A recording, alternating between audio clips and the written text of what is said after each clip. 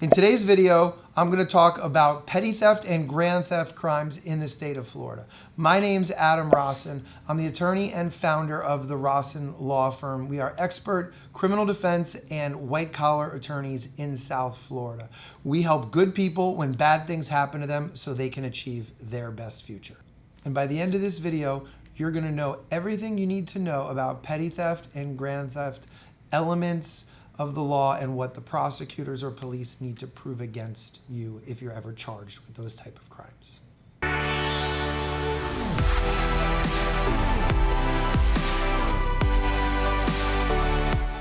So let's talk about the elements of the crimes of petty and grand theft. So the very first element is that the prosecutors need to prove that you knowingly and unlawfully obtained to use or endeavored to obtain to use the property of the victim. So obtained means you got it, right? Endeavored means you tried to get it. So one of the things on these type of cases is that attempted theft is the same as theft. Now, the second element is you have to do that with the intent to temporarily or permanently deprive somebody. So again, there has to be that intent element to it. And element 3, right, is the value. And the value is the big differentiating factor when we're talking about a petty theft versus a grand theft or different enhancement level penalties. And the way that the courts assess value, and this is very important, is the current fair market value of the goods at the time of the theft.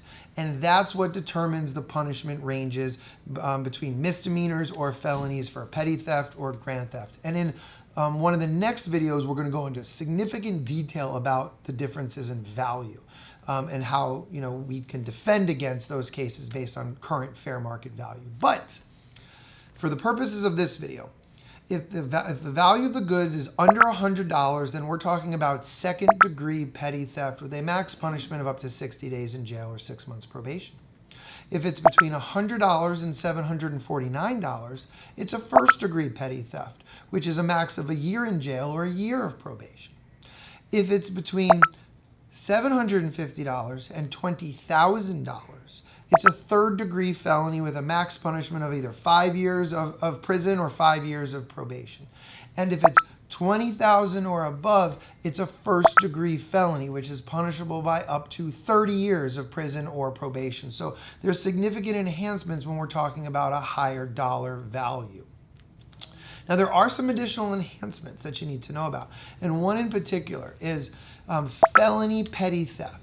So if you have 2 prior convictions for small-time misdemeanor petty theft, and you've been convicted of both of those, well, your third time around, the prosecutors can enhance the charges to make that third petty theft what we call a felony petty theft with 2 prior convictions. So basically, you'd be looking at significantly enhanced penalties of up to 5 years in prison or 5 years probation just because you've had 2 prior theft convictions before. Now, another enhanced penalty for theft-related crimes are you can actually lose your driver's license for a theft conviction. Now, to me, this makes absolutely no sense. I have no idea why this is done, but this is the law and this is what they decided. So a first theft conviction, you're going to lose your driver's license for 6 months.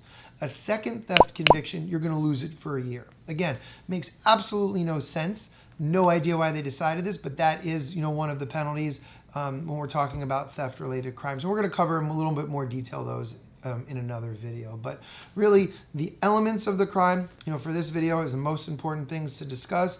It's basically you must, number 1, knowingly, which is intentional. Number 2, it has to be with that intent to temporarily or permanently deprive the person.